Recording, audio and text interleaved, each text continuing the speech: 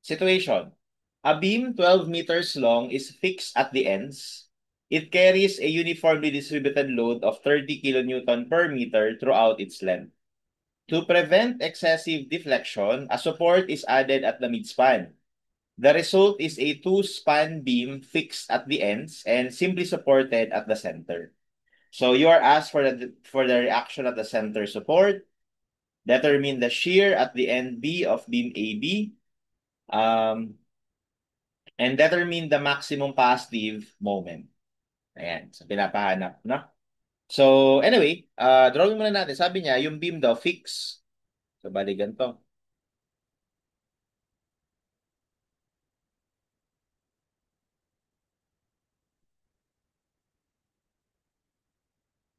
Yan, no? Tapos mayroong load. May load.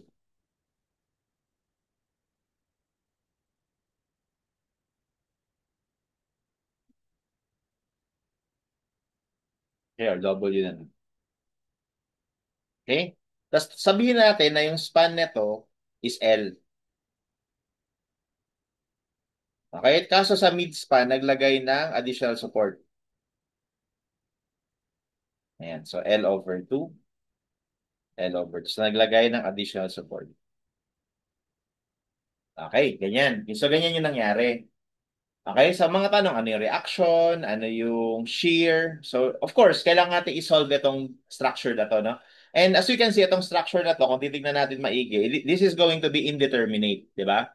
It is going to be indeterminate because we have how many reactions? We have one here, another one here, tapos may moment dito, no? Dito meron tayong reaction din na pataas, horizontal, tapos meron tayong moment reaction. Tapos dito meron tayong reaction. So actually, we have 1 to 7 reactions, no?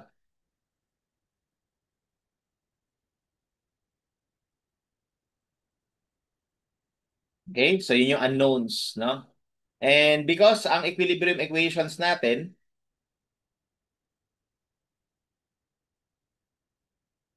ay tatlo lang, di ba? Summation of moments, summation of forces x and y. So ibig sabihin, ang indeterminacy niya ay 7 minus 3, that's fourth degree. Okay? So, because of that, kailangan natin gumamit ng different methods in finding the or in solving indeterminate structure. So, marami tayong option. Pwede kang mag-MDM, pwede kang mag three-moment equation, no? Pwede ka ring mag-method of superposition, no? So, marami, no? Kaya lang, itong particular problem na to, gusto ko lang i-highlight na symmetrical siya. Na symmetrical siya. So, pangalawa, this is one of a kung wala itong additional support na to, wala ito. So this particular loading condition na support type, another common type of loading condition. Kaya mamaya, sabihin ko sa inyo mamaya, pwede nating malaman ahead of time kung ano yung magiging reactions niyan by superposition, no? So siguro ang una ko lang muna ipakita is superposition. So tawagin natin ito na moment sa A. Mga pala, lagyan natin ng pangalan. Let's say ito yung A, ito yung B, ito yung C. Okay? So, moment sa A, ito yung moment sa C. Tapos, ito yung reaction sa A, ito yung reaction sa B, ito yung reaction sa C. Tapos, kahit na meron tayo dito horizontal reaction, zero na yan. No? Kasi ano naman wala naman tayong horizontal forces na naka-apply. No? So, zero na yan. So, ang kailangan nating malaman, ano yung RA, ano yung RB, ano yung RC. Kung magme-method of superposition tayo, syempre, kailangan meron tayong alam na formula, di ba? So, yun muna ang ipakita ko. Kasi kapag mag-board exam ka na, at saka kahit na nagko-corel or nagma-mockboard, no? Ito mga, ito mga ganitong klaseng loading na ganito yung support. Isa ito sa mga common kasi na ma-encounter natin. Kaya mas nagiging practical kung i-memorize na kagad natin yung formula ng deflection nung particular structure na yun, no? So kasi kapag nag-superposition tayo, ganito.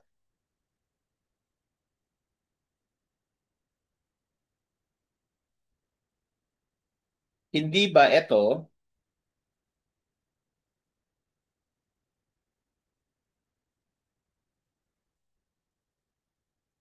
or wag na lang, para maliit lang. So hindi ba ito,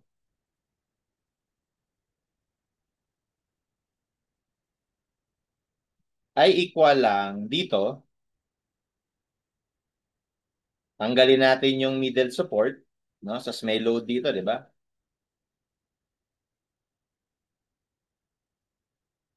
Okay? So, may load din ito. Ngayon, dahil may load yan, tas wala ka ng middle support, ang tendency is yung deflection niya, ganito.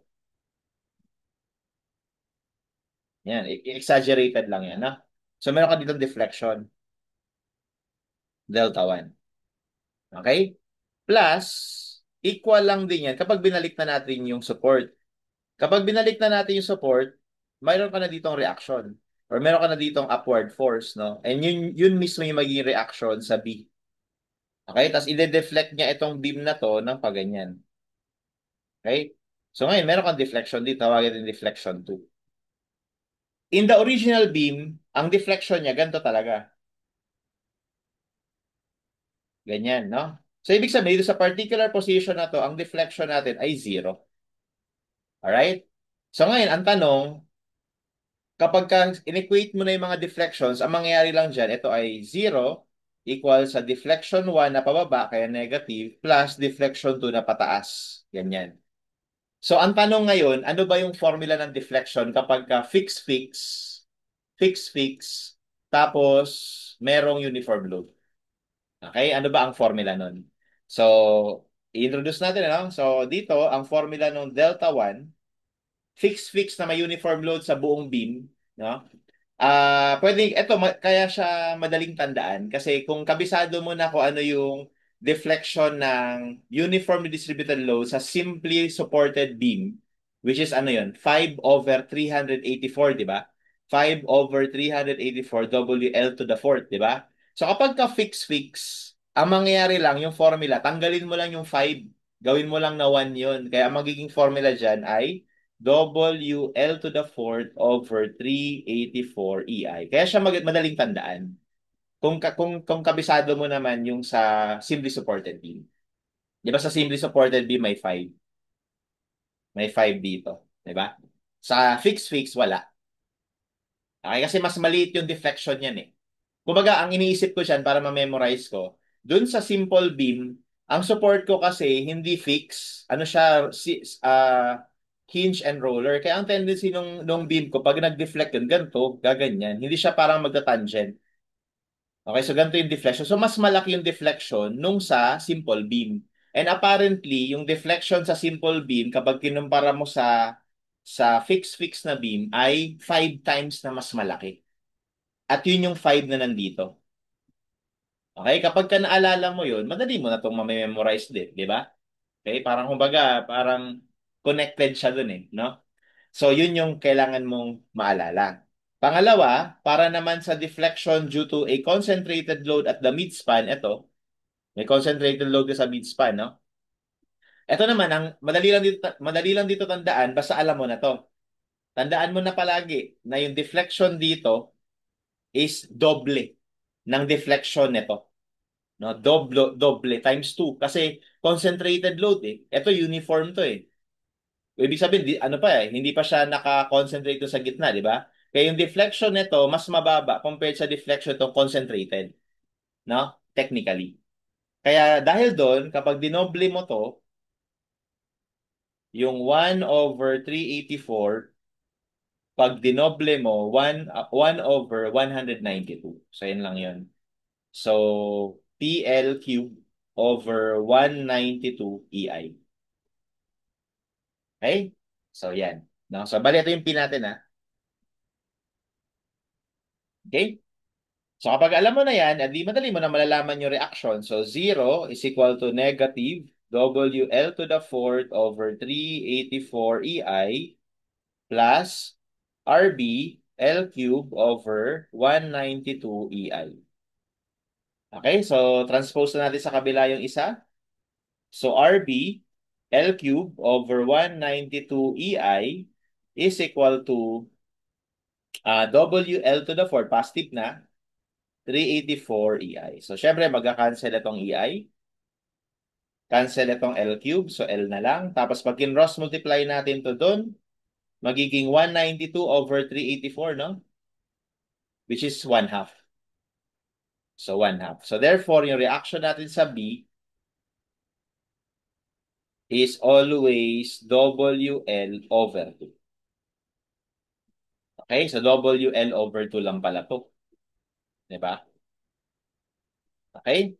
So, ngayon, dahil WL over 2 lang pala yan, so meron ka na nung, ano na yon, meron ka na nung reaction na yon. So, ano nang next? So, ang next mo na gagawin ay pwede ka nang mag-summation of forces vertical kasi dahil symmetrical naman yan, yung RA tsaka yung RC will just be equal. Okay? So, yung RA tsaka RC will just be equal. Kaya, mangyayari, if you take summation of forces Y is equal to 0, we have RA plus RC plus WL over W is yung RB minus yung downward force is W times L. W times L is equal to 0. So, lalabas ngayon, since RA is equal to RC, so magiging RA is equal to, so yung magiging equation natin dito, ano eh, ganito eh. So, 2RA na yan. Kasi ito naman, minus WL over 2. Kasi ano to, 1/2 minus 1. So, negative 1/2. Di ba? And then, so therefore, RA will just be WL over 4. So, yun na yung mga reactions natin. Okay? So, meron tayong reaction sa A, sa B, tsaka sa C. So, ano to? WL over 4, WL over 2, WL over 4. So, ganyan. So, ang disadvantage lang dito is hindi natin mako-compute directly yung moment dito, yung moment reaction dito. Kasi ang meron lang tayo forces. So, you might think na, oh, edi mag-summation of moment tayo, no? Pwede naman, knowing that MA and MC should be equal, di ba? Kasi di ba dapat, kasi nga, dahil sa symmetry, dapat yung moment dito, tsaka yung moment dito, will be equal. So, pwede naman natin gawin yun, no? So, yun nga lang, pag nag-moment tayo, let's say dito, so, yung moment na to is counterclockwise. Yung moment na to will be clockwise. So, magka-cancel kasi sila. Okay, kaya in turn, parang hindi natin ma-solve yung both moments na yun. Okay?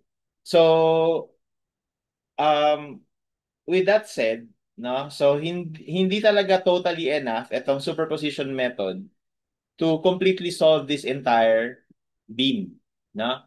So, another point that you can do or another way that you can do is to memorize syempre yung magiging moment dahil sabi ko na nga common naman ito eh, no? Pero let me show you another way in solving this particular beam besides superposition method, no? So para ma-solve natin completely. No? So dito kasi sa superposition, ito lang yung solve natin eh. Okay? So actually pwede ka rin mag-superposition. Yun nga lang, you will involve slope or rotation para mag-include yung moment. Okay? Kasi pag deflection lang tayo, puro forces lang yung makukuha natin dyan. Yung mga reactions lang. Alright? So let me take this opportunity to use the three-moment equation.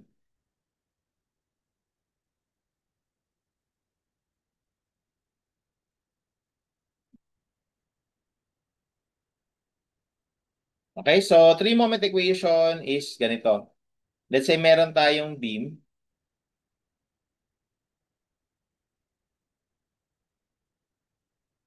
Okay? May support dito. Support dito. May support dito. Okay? Tapos may load, no? Yan yung load natin. Okay? So, ngayon, syempre, meron ditong moment, tawagin kong MA, tapos meron ditong internal moment, tawagin nating MB, tapos meron din ditong moment, no? Moment reaction, no? So, let's say lang meron, no? May mga moment reaction, tawagin natin MC. Tapos tawagin natin itong length na to na L1 and L2. Now, besides the length, we can see na meron din tayong parang deflection or rather parang displacement, vertical displacement ng mga support. So, ito yung vertical displacement dito. Tawagin ko na lang na H1, kasi ito naman yung vertical displacement dito. H, or tawagin ito HA, ito HC. Okay? So, and then of course, for this particular case, to simplify things, let's just say that EI is constant for both span. Okay? So, if that's the case, then the three-moment equation is given as follows. So, ito yung three-moment equation natin. So, it's going to be MA L1 plus 2MB times L1 plus L2 plus MC times L2 plus 6A1 A bar over L1 plus 6A2 B bar over L2 is equal to 6EI times HA over L1 plus HC over L2. So that is our three-moment equation. So EI nga pala. Okay? So yung MA, MB, and MC, yun yung moments doon sa, or moment reactions doon sa tatlong sinet natin na support. Okay? So yun yung mga moment reactions doon. Tapos yung L1, L2 is yung span to span distance, no? So tapos etong 6A, A bar, AB bar. So bali galing to sa ano moment diagram, no? Galing yan sa moment diagram. Okay, pero to simplify that, the discussion there, so kapag ka meron kang beam,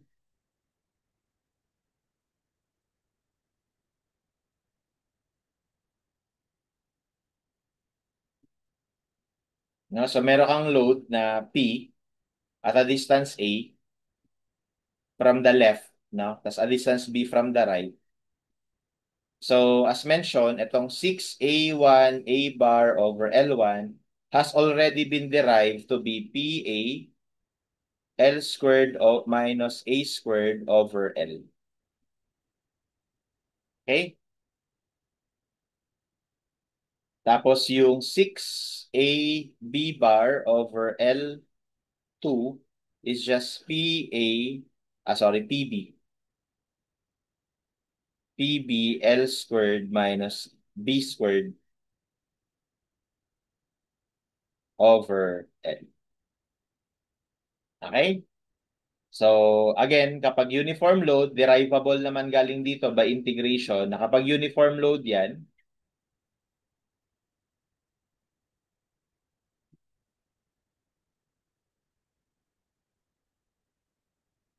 okay, from this formula, na madiderive mo, na yung 6A1 A bar over L1 will just be equal to 6A2 B bar over L2. Kasi nga, uniform load all throughout this one. And that is going to be WL cube over 4.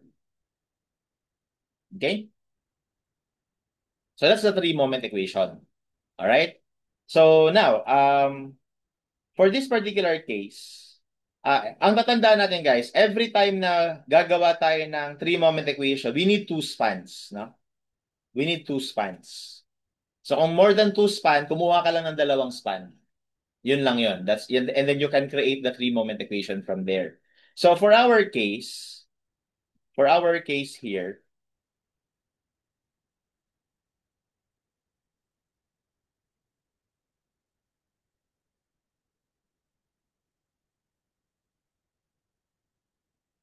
para masagot natin yung tanong na ano yung moment dito, ano yung moment dito, tsaka ano yung moment dito. Kasi may moment reaction dyan, no? We will apply a three-moment equation. Alright? So, ngayon, yung three-moment equation natin, we can already use these two spans. Kaya lang that's not going to be enough. Kasi in order for us to solve these moments, tatlo yan eh. Kailangan ko ng tatlong three-moment equation. So, isa lang yun, no? Yung kapag two spans. So, saan tayo kukuha ng iba pa? So, ang ginagawa guys, kapag fixed support, dahil take advantage natin na fixed support siya kasi may moment siya doon. What we do is we normally extend the beam to a certain point. Tawagin kong point A prime. Okay? Tapos ang length nito will just be 0. Kasi in-extend mo, parang wala ka lang ginawa eh, no? Parang in-extend mo lang. And then, ang gagamitin mo na 3 span dyan, itong tatlo. Ito, at saka ito.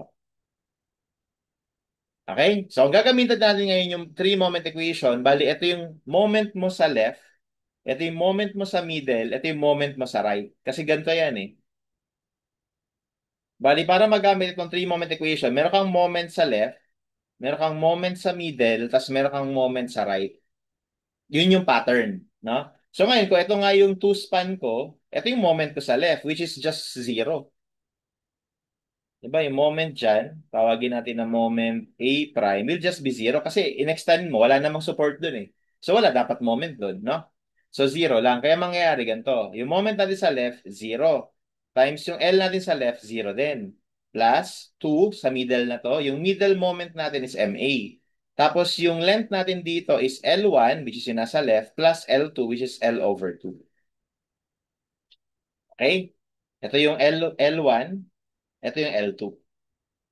Okay, plus, yung moment sa right, MB. Tapos yung length natin sa right is L over 2.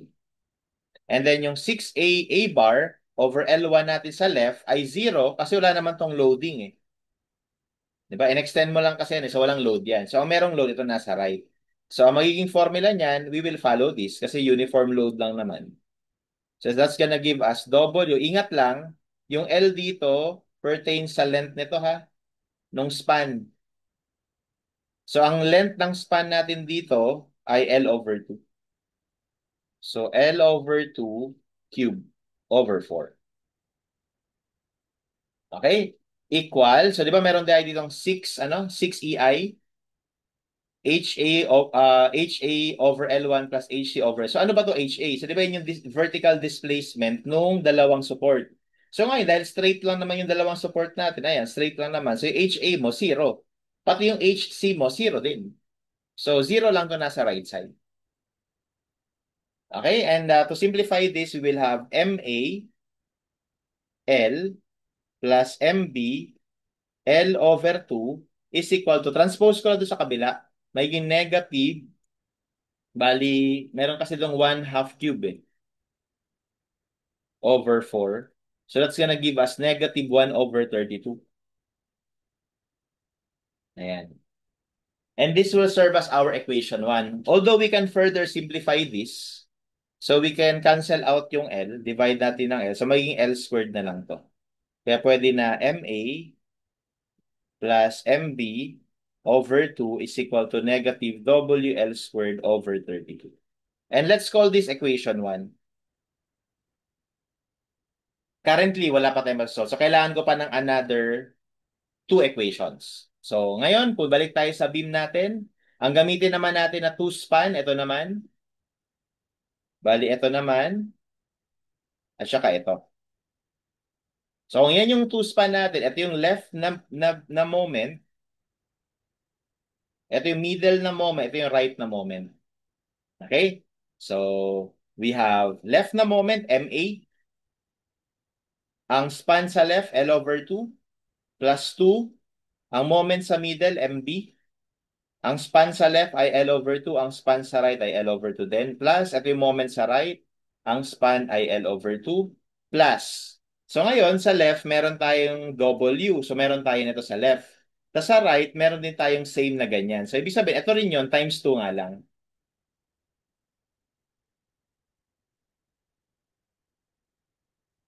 Okay, and that is all equal to 0. Simplify lang natin. So, we have MA L over 2 plus, ito ay L over 2 plus L over 2. So, may giging L times 2. So, 2MB times L plus MCL over 2 equals negative. Ito pag sinimplify mo, magiging WL cube over 16 kasi nag-times 2 eh. Okay? And again, we can further simplify by dividing by L. So, L squared na lang to. So, magiging MA over 2 plus 2MB plus MC over 2 is equal to negative WL squared over 16. Let's call this equation number 2. So para ma-solve natin tatlong moment, kailangan ko pa ng isa pang equation. So yung isang equation naman ay manggagaling sa kapag ito naman yung extend natin. Extend natin sa C prime. Tapos yung i-consider naman natin na span, ito at saka ito. So bali, ito naman yung left moment, middle moment, tapos yung right moment. So this time, yung right moment natin will be 0. Okay? So let's start. So moment sa left, MB. Ang span sa left, L over 2. Plus 2, ang moment sa middle, MC. Ang moment sa left, L over 2. Ang length sa left ay L over 2. Ang length sa right ay 0. Ito. Length sa left, L over 2. Ang length sa right, 0. Okay? And then yung moment dito, 0 lang. Okay? Plus, dito meron tayong WL cube over 4 na isa lang. No? Sorry, hindi L. Kundi L over 2. Isa lang kasi yung nasa left lang. Okay? And that is once again all equal to 0. Simplifying this, we have MB over 2. Cancelin ko na to ah. Cancelin ko na to. So magiging plus MC L equals negative WL squared over 32. Sorry, wala na pala to. Ayan. And that will serve as our equation number 3. So now we have three equations with three unknowns. Yung unknowns natin dyan ay yung MA, MB, and MC. Actually, pwede mo na isolve ng calculator yan kasi nga, ano naman given naman tong given naman tong W, given naman yung L. Kaya lang, ang ginagawa ko, gusto ko lang ipakita yung full derivation para ang ending, yung moment sa A, tsaka sa C, tsaka sa B, pwede mo nang i-memorize kung gusto mo, no? So, kunin muna natin yung moment sa B, sa C, tsaka sa A. So, ang gagawin ko, since ito yung tatlong equations ko, kunin natin tatlong equations.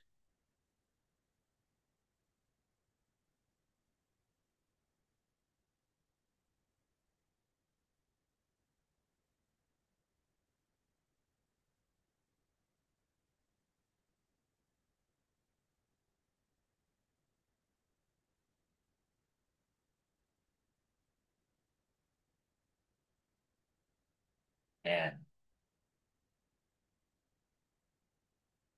Yung tatlo equations natin, no? So, lahat sila naka-equate dito and we are expecting na constant lang to. Now, dito kasi mapapansin nyo, meron silang may pattern. Parang ito, parang pag dinoble mo to, ito di ba? Kaya ang gagawin ko, I will let K be equal to negative WL squared over 16. Para kapag kinuha ko yung or WL squared over 32 na lang. Okay? Para pag times 2 ko yan, times 2, that is negative WL squared over 16. So in short, parang lumalabas si equation 1 natin can be simplified to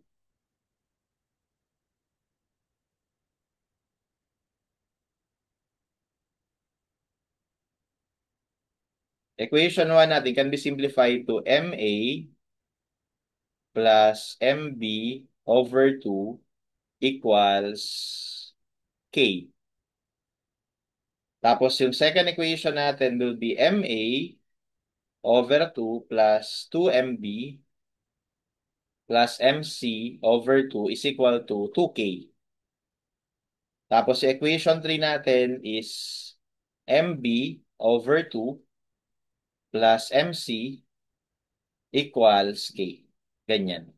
And then if you set K to 1, kumbaga parang 1 lang yun, you can use your calculator to solve for MA, MB, and MC by three equations, three unknowns na linear equation.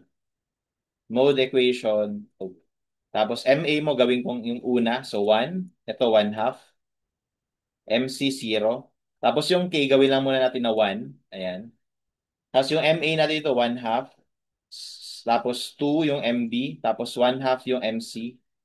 Tapos 2 yung constant. Tapos sa third equation, 0 yung MA. 1/2 yung MB. Tapos 1 yung MC. Tapos 1 yung 2. And then we will have this na 2/3. Okay, so we will get MA, MB, and MC to be equal to 2/3. 2/3 of K. Ayan. Okay? But what is K? Di ba, sinet ko na yung K ay ito. So, kapag tinuthrds natin yung 2/3 ng double negative 1/32, we will have negative 1/48. So, this is actually negative WL squared over 48. Lahat sila. So, ito na ngayon yung moment natin kapag ganitong senaryo. So, kapag ganitong senaryo pala, yung magiging moment reaction mo dito, WL squared over 48. Ganon din dito. At pati yung magiging moment dito sa loob, internal, WL squared over 48 lang. Where L is ano ha, buo. Yung buong to, yung L. Okay? So, pwede mo i-memorize yun kung gusto mo. No? It will shorten your solution. Di ba? Kung hindi, at least meron tayong baon na three-moment equation para ma-solve. Pero again, for practical purposes, mas maganda i-memorize mo. Okay? So, anyway, dahil alam na natin yon, then we can now completely solve this particular structure. So, dahil alam na natin na kapag meron tayong beam,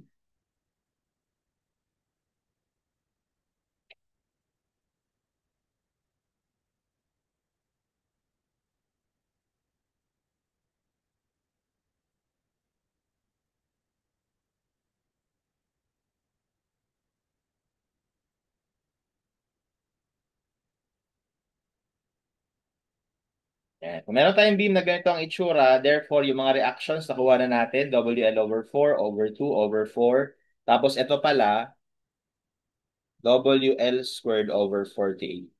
Ito rin. Okay? And with that, isolve natin lahat, no? So, bali, ang given nga pala dito ka nalagay sa gilid. Ang W nga pala ng given ay 30 kilonewton per meter. Tapos yung L natin is 12 meters long. Ayan. So, kunin natin MA. So, dumalabas ngayon na yung MA natin. Dito ka nalagay W L squared over 48. So, yung negative sign niya only pertains sa negative moment siya. So, di ba pag negative moment, ganito. Ang effect niya dun sa beam, pag ganyan, sad face. Kaya ganito yung direction niya. Dito ganun din, negative, kasi pag ang effect niya dito, pag ganito, sad face.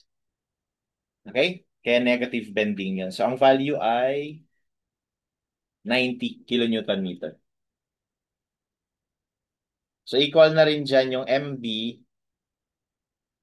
tsaka MC. Tapos kunin natin yung reaction sa A tsaka sa C. WL over 4.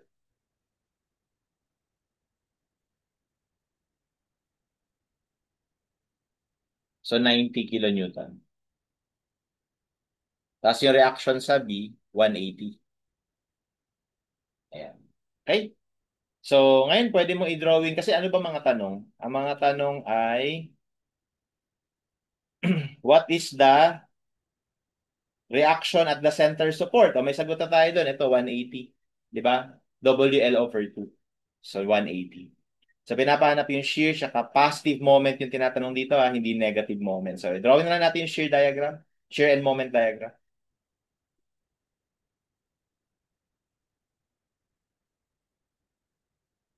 Ito yung shear diagram.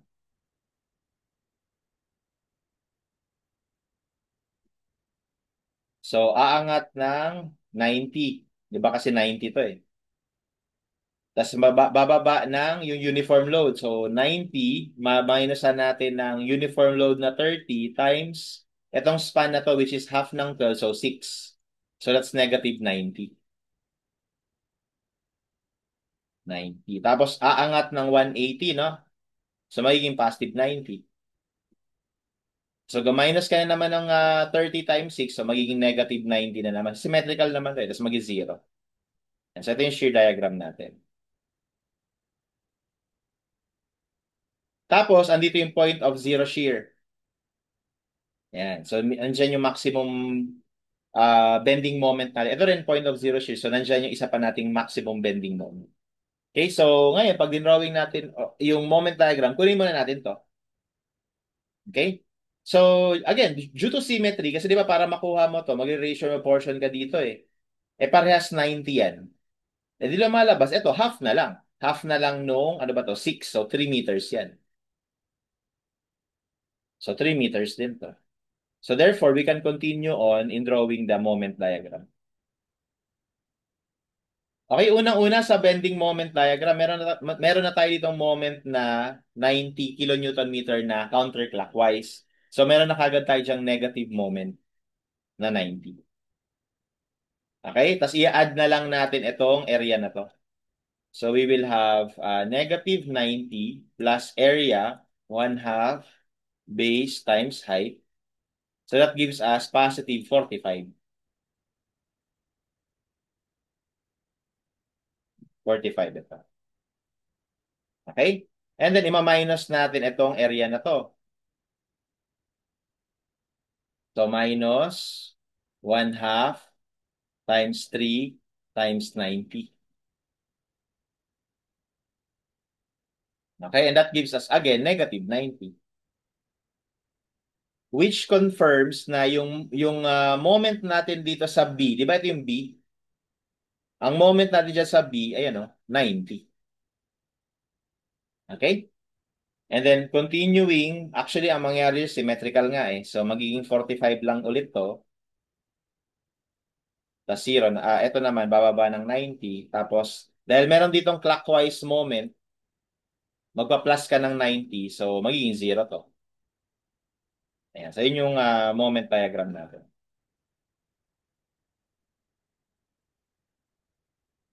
Okay?